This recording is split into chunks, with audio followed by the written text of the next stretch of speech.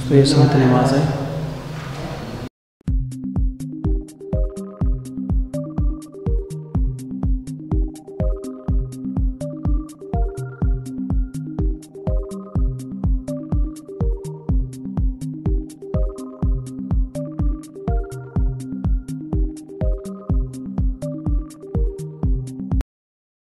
आरोपण होगा, मतलब इतने बड़े स्केल में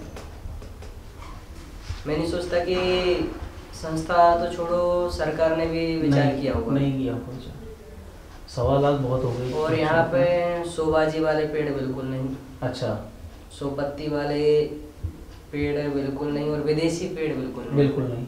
उसका लॉजिक गुरुजी ने बताया कि विदेशी पेड़ हम लगा तो लेते हैं, दिखने में सुंदर दिखते हैं, पर हमारी संस्कृति का एक भी पक्षी उस पर बैठना पसंद नहीं करता है। हालांकि 10-5 पेड़ हमने लगा के भी देखे प्रैक्टिकल के लिए। अच्छा। तो वहाँ पे चिड़ियों का चहचहाना ही बंद हो गया। अच्छा। प्रैक्टिकल देखा हम लोगों ने, तो निर्णय किया कि यहाँ पर 1.25 लाख पेड़ों में से थोड़ी बहुत बाउंड्री को सेट करने के लिए थोड़ी बहुत दूसरे पेड़ लगाने पड़े तो लगाएंगे, अन्यथा पूरे फल और औषधि के पेड़ों का रोपण होगा। 1.25 लाख के 1.25 लाख वृक्ष जो है वो फल और औषधि के होंगे। और उसमें तथाकथित बाबाओं की तरह जो मार्केटिंग होती है वो नहीं होगी। सेवा के रूप में। अच्छा। जो रोगी व्यक्ति है उसके लिए निःशुल्क यहाँ से औषधि प्रदान की जाएगी, देश का कोई भी कोना हो वहाँ तक भेजी जाएगी। अच्छा। जो ऑर्गेनिक फल रहते उसी भांति से फ्री सेवा के माध्यम से, जो यहाँ पर 4 साल 5 साल बाद जो वृक्ष परिपूर्ण होकर फल देंगे तो वृक्ष भी फ्री सप्लाई, वो फल भी सप्लाई करेंगे। फ्री सप्लाई खास तौर पे जैन सन्यासी साधुओं के लिए जो दिक्कत आती है चर्या को पालने में, सबसे पहले प्रथम स्थान उनको दिया जाएगा कि उन तक वो औषधि और फल पहुँचाया जाए। जैन परंपरा से जीवन को चलाने वाले हर व्यक्ति के पास पहुँचाए जाएंगे, कहने का मतलब। वैसे दिक्कत तो उन्हीं की आती है कि जो आहार में जो दिक्कत आती है वो मैंने देखा है मोस्टली आहार में जब देते हैं तो हम लोग जैसे 2 दिन बाद या 3 दिन बाद आहार होता है। इस चिंतन पे आचार्य श्री ने 20 साल पहले एक किताब लिखी थी, उस किताब को वापस उन्होंने ओपन करके देख के उस पर फिर मुहर लगाई, मतलब हाँ बोला उन्होंने। गूंगी व्यथा करके किताब है, मानव और मानवता और वृक्ष को संयोजन करके अपना चिंतन दिया 600 पेज में। क्या नाम बताया वो? गूंगी व्यथा। क्यों गूंगी व्यथा? तो जरूर पढ़ें गूंगी व्यथा। वो किताब अभी आपको ला के देते हैं। उसमें उन्होंने जिक्र किया है कि आप बच्चे को पैदा करेंगे, बच्चा बड़ा हो ना हो, आप एक पौधा लगाएंगे, वो आपके सामने और आपके बाद भी खड़ा दिखेगा। ठीक है। बच्चे आपको आश्रय सहारा छाया दे ना दें, वृक्ष जरूर देगा। वृक्ष आपको छाया सहारा आश्रय देगा। बच्चे आपको भोजन पानी दे ना दें, वो वृक्ष आपको भोजन पानी देगा। प्रकृति से पानी बरसवाएगा वृक्ष, और खुद से जो फल औषधि पैदा करेगा वृक्ष अपने पास नहीं रखता है, आपको दे देता है। यह गूंगी व्यथा। दोस्तों ये है गूंगी व्यथा। तो पुष्पगिरी तीर्थ पे आप बैठे हुए हैं,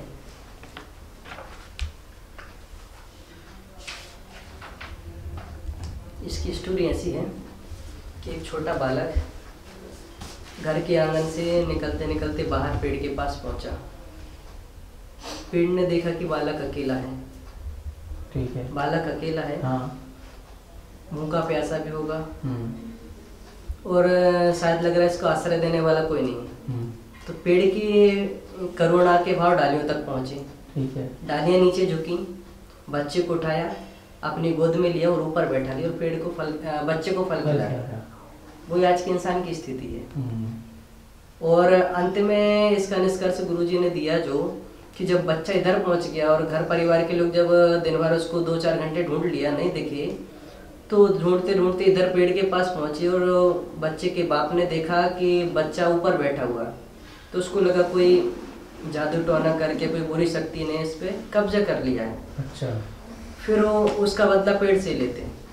बच्चे पे पेड़ ने उपकार किया, उस उपकार को ना देख के इंसान की जो फितरत है कि वो इधर दिखा रहे हैं कि उपकार करने वाले का भी, उपकार करने वाले का भी हाँ। वो इधर उस चित्र के माध्यम से दर्शाया और फिर 600 पेज में लिखाया था श्री ने पूरा। तो इसकी मुहिम चालू हो चुकी है और इसमें गवर्नमेंट हेल्प 0। अच्छा, हमारा निर्णय है, गवर्नमेंट का निर्णय नहीं है। गवर्नमेंट हेल्प नहीं लेंगे, गवर्नमेंट हेल्प लेने का मतलब कि हम उनसे दब जाएंगे। बिल्कुल ठीक है। पर गवर्नमेंट की हेल्प के बिना भी इतना बड़ा स्किल खड़ा कर सकते हैं हम, ये देश और समाज को दिखाना चाहते हैं। तो इसमें लोगों का जुड़ना चालू हो गया है। मैं आपसे एक प्रश्न पूछूं, जो ये पुष्पगिरी पूरा बना हुआ है, इसमें कोई प्रशासन का कोई लेन देन कुछ कोई 1% भी नहीं? देश का पैसा है, समाज का पैसा है। हाँ, प्रशासन का कोई इसमें वो नहीं है, प्रशासन की तरफ से कोई आया हो? हाँ, इस पुस्तक के लिए भी आया था उनका तो कि अच्छा। पुस्तक हमें तो इसके जरिए हम अपने काम धाम देखेंगे। नहीं ये अपने प्रशासन, अच्छा ये इसके लिए आया था, अपने जो मतलब ये मदद के लिए नहीं आया प्रशासन? अपने कमलनाथ जो वर्तमान में सीएम हैं, हाँ हाँ, जब ये पुस्तक लॉन्च की थी गुरुजी ने 15 साल पहले, उस समय शायद एमपी गवर्नमेंट में थे, कांग्रेस की गवर्नमेंट ही थी। अच्छा। उस समय उन्होंने ये पुस्तक मंगाई थी कि हमें तो इस पुस्तक को हम गवर्नमेंट के थ्रू इस पुस्तक का सही उपयोग करेंगे। अच्छा, बोले कि आचार्य श्री ने कहा कि इंसानियत के लिए पुस्तक है, इसमें राजनीति नहीं आनी, सही बात है, आनी भी नहीं चाहिए। और वृक्षारोपण 2 चीज़ तो मैंने आपको बता दी है, और इसके जो आगे के सोच के साथ, कल्पना के साथ है वो है।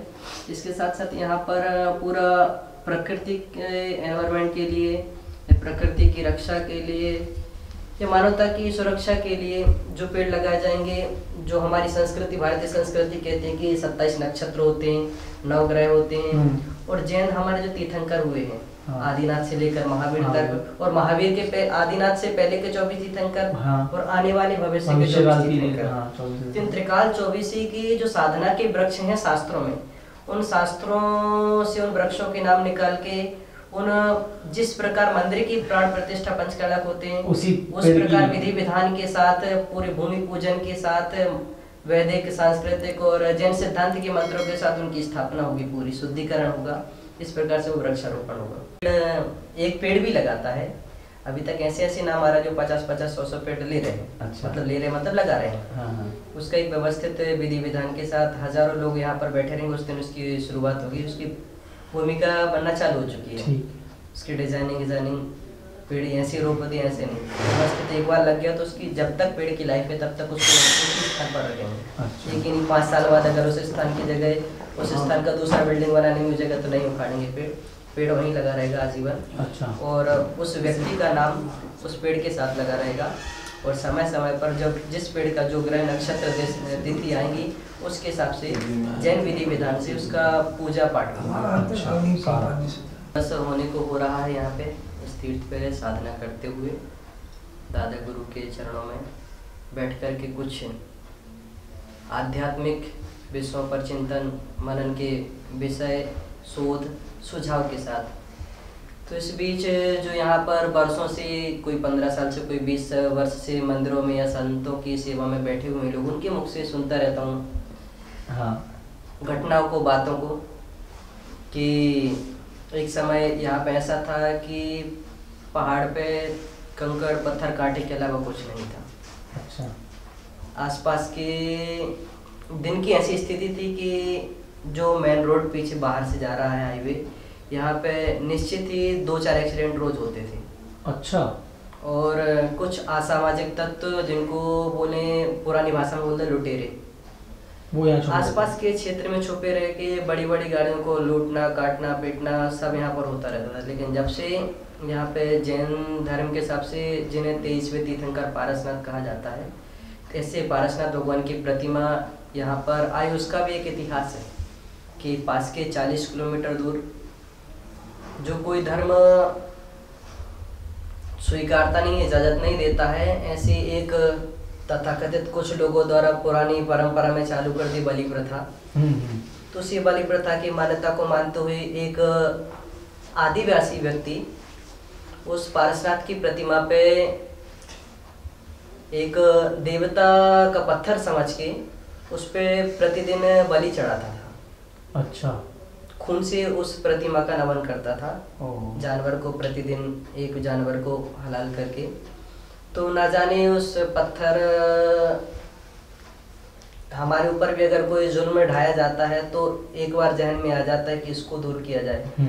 तो ऐसा ही कुछ आकस्मिक को दैविक शक्तियों द्वारा कुछ हुआ कि उसको स्वप्न आया कि तुम ये जो कर रहे हो उचित नहीं है, मेरा जो मान सम्मान होना चाहिए वो तुम्हारे पास नहीं हो रहा है, इसलिए तुम्हारे स्थान से कुछ किलोमीटर की दूरी पर एक पहाड़ है, वहाँ पे बिना कपड़े का साधु, जिसको संस्कृति के शब्दों में कहते दिगंबर जैन साधु, वो बैठे हुए हैं वहाँ पर साधना कर रहे हैं। और वो वहाँ पे एक मानव सेवा की परिकल्पना के साथ शुरुआत करने जा रहे हैं।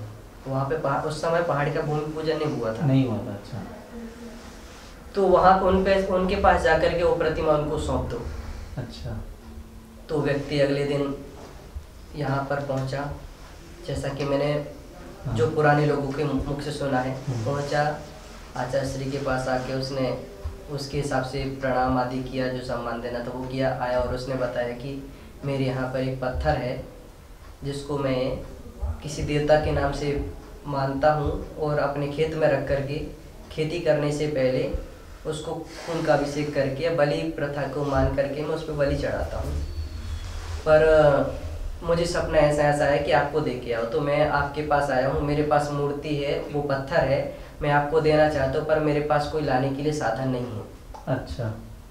तो आप उसको ले आए। तो फिर आचार्य श्री ने एक व्यक्ति सज्जन थे अशोक गांधी भरूच के, अच्छा। उनको आदेश दिया, भक्त थे वो, उनको आदेश दिया कि जाओ देख के आओ क्या है पत्थर, क्या है कैसा है। तो गया, वापस आया, बताया कि पारसनाथ भगवान की मूर्ति लग रही है। फिर आचार्य श्री ने कहा कि एक नारियल लेके जाओ और उस प्रतिमा को लेके आओ। तो फिर यहाँ से बाकायदा आज भी वो ट्रैक्टर यहाँ पे पुष्पगिरी में रखा है, जिस ट्रैक्टर भी दिया था उन्होंने ट्रैक्टर भी दिया था। वो प्रतिमा जिस ट्रैक्टर से आई थी 25 साल पहले, वो ट्रैक्टर आज भी खड़ा हुआ है। अच्छा। और ये पुष्पगिरी का सारा निर्माण कार्य उसी ट्रैक्टर के माध्यम से हुआ है। अच्छा। और निमित्त लगा उस प्रतिमा का। तो ऐसा है। और वो प्रतिमा जब आई तो उसका यहाँ पर एक चबूतरा बना कि ईंटों का पहाड़ी था पूरा, खाली मंदिर, अंदर कुछ नहीं बना था। तो उस प्रतिमा को रख दिया लकड़ी के तख्त पर और आचार्य श्री 2 दिन विश्राम करके मंदिर निर्माण की प्रक्रिया लेकर के समाज के पास इंदौर आदि आगे बढ़ने लगे। तो गेट के अमूमन 1.5 किलोमीटर आगे निकले होंगे, पीछे से पता नहीं क्यों आकस्मिक एक बच्ची आई दौड़ती दौड़ती कि बाबा जी आप कहाँ जा रहे हो, आपके पहाड़ पे एक व्यक्ति मरा हुआ पड़ा है। हुआ यह था कि वो जो व्यक्ति लेटा था वो एक ब्रह्मचारी था जो प्रतिमा की सुरक्षा पूजन आदि के लिए व्यक्ति को छोड़ के गए थे। तो आचार्य श्री ने जब देखा तो संघ के सारे लोग दौड़ लगा दी, हुआ कैसे क्या। तो यहाँ पर आए और देखा तो एक ब्रह्मचारी जी प्रतिमा का अभिषेक आदि करके अपने कमरे के साइड जा रहे होंगे, तो रास्ते में सर्फ ने डस लिया। अच्छा। तो आचार्य श्री ने उस व्यक्ति को नहीं देखा, वहाँ सारे लोग देख रहे हैं उस व्यक्ति को, उस ब्रह्मचारी जी को। आचार्य श्री प्रतिमा के पास गए कि तुमने यहाँ पे बड़े गुस्से में उस प्रतिमा के पास आके बोले कि तुमने यहाँ भी एक बलि ले ली। अच्छा। तो पारसनाथ भगवान के जो रक्षक देवी देवता हैं वो किसी व्यक्ति के जहन में आए और उसके द्वारा उनसे कहलवाया कि तुमने प्रतिमा को रख तो लिया पर अभी तक जो उस पर खून के दाग लगे हुए हैं उसकी शुद्धि तो तुमने की नहीं प्रतिमा की। तो आपाधापी में जाने का समय रोक के उन्होंने एक पंडित जी को बुलाया और पूरा प्रतिमा का शुद्धिकरण किया और लघु पंच कल्याणक के माध्यम से उस प्रतिमा का शुद्धिकरण करके शांति धारा की जैसे ही और उस व्यक्ति को प्रतिमा के सामने लेटाया तो प्रतिमा का शांति धारा का गंधोदक जब उस व्यक्ति पे डाला, उस ब्रह्मचारी जिसको सांप ने काटा था और शरीर नीला पड़ चुका था, वो पूरा नीला शरीर वापस से ठीक हो गया और वो व्यक्ति खड़ा हो गया। अच्छा। हाँ सही बात है। ये पहला किस्सा है उस प्रतिमा का। और उस प्रतिमा के पास आज भी पुराना नाग नागिन का जोड़ा है। अच्छा। जो समय समय पर प्रतिमा के पास आता है। अच्छा। जनता के बीच कभी अभिषेक चल रहा होगा तो देख के चुपचाप चला जाएगा, अच्छा। और कभी कभी परिक्रमा करता है। ऐसे बहुत सारे अतिशय उस प्रतिमा के। आज भी कोई व्यक्ति डरा थका परेशान या परिवार से या घर से टूट के आता है, वहाँ एक शांत मन से जब बैठता है तो वो अपने नेगेटिव चीज को पॉजिटिव पाता है। अच्छा। तो ऐसे बहुत सारे अतिशय हैं, आप अगर रिकॉर्ड करने बैठोगे तो महीना भर लग जाएगा। अच्छा। तो चलिए दोस्तों, उस प्रतिमा जी के दर्शन कर लेते हैं, जिस प्रतिमा के क्या बोलते हैं, जिस प्रतिमा के लिए ये पुष्पगिरी तीर्थ बना, पार्श्वनाथ भगवान 23वें तीर्थंकर।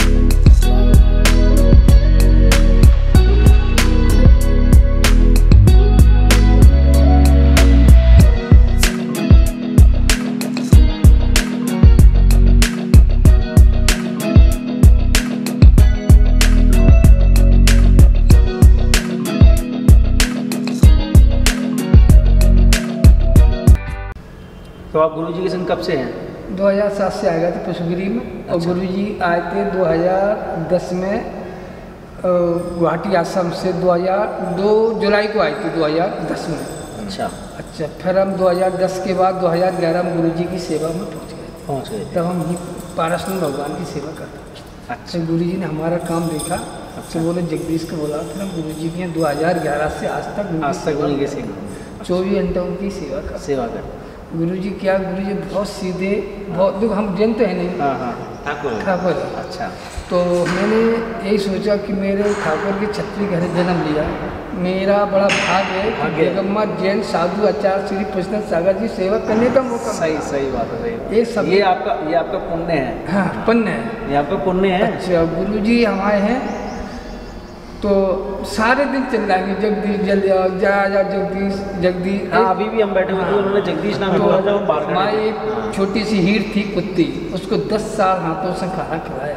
अच्छा। बहुत शक्ति थी, क्यों गुरु हाँ। जो भी जानते हैं। तो गुरु जी बहुत अच्छे, बहुत अच्छे। कभी आज तक उनके अंदर गुस्सा नहीं आया।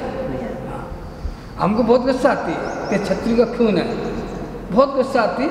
अच्छा। ऐसा सब बहुत गुरु जी के पास में पहुँच गए, हिंसा परम धर्म सब अपने गांव का सब छोड़ दिया।